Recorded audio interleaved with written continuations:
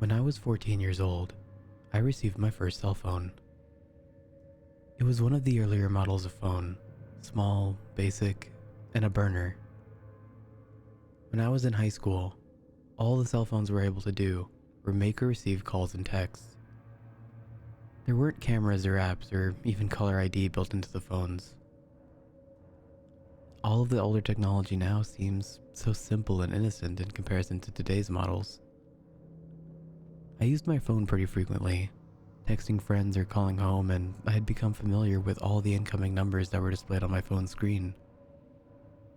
After about 6 months, I received a call from a number I didn't recognize. I ignored it, figuring it was the wrong number and didn't think more of it.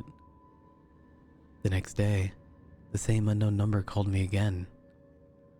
Just as before, I ignored the call. The third day, the same number called me again. This time, I answered quickly with the cliche, "wrong number," and hung up the phone. A few seconds later, I received a text from whoever it was who kept calling me. The text simply read, "Call me." I didn't know what to do. I didn't know who this person was, why they wanted to talk to me, or how they got my phone number.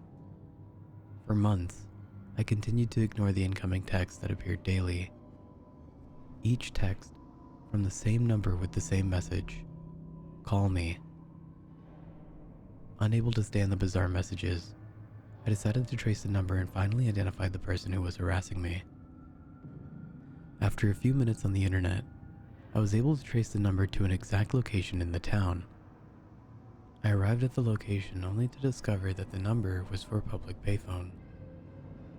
I didn't want to give up the search so quickly, so I chose to observe the phone for a while and see if anyone stopped by.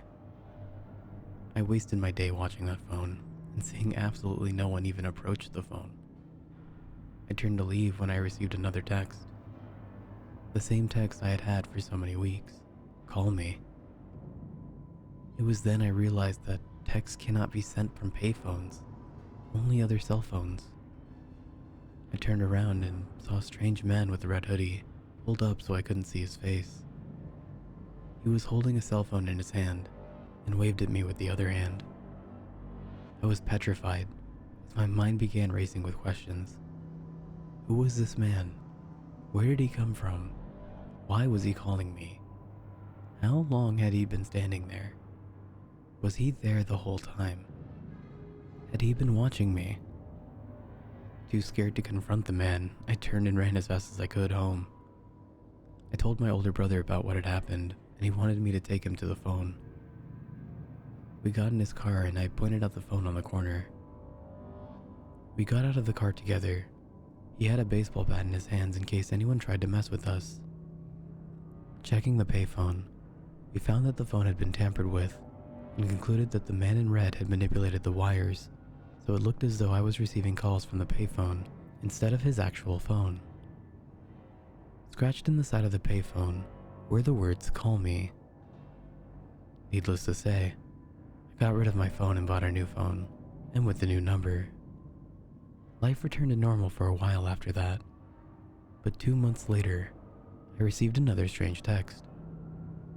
This time, the text came from my old number and stated, "I bought a new phone too." I got rid of the phone and chose to never buy or use one again. Soon, someone began calling my house number and leaving the same message in a hoarse, raspy voice. "Call me."